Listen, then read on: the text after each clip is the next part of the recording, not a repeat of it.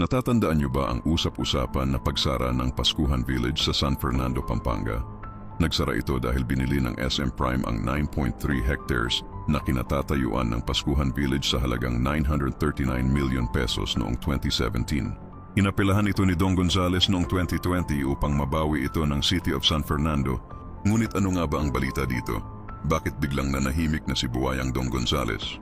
Ayon sa ating mga credible sources, binayaran ng SM Prime si Buwaya at ang kanyang pamilya kapalit ng kanyang pananahimik at pag-atras ng kanyang apela hinggil sa Pascuhan Village.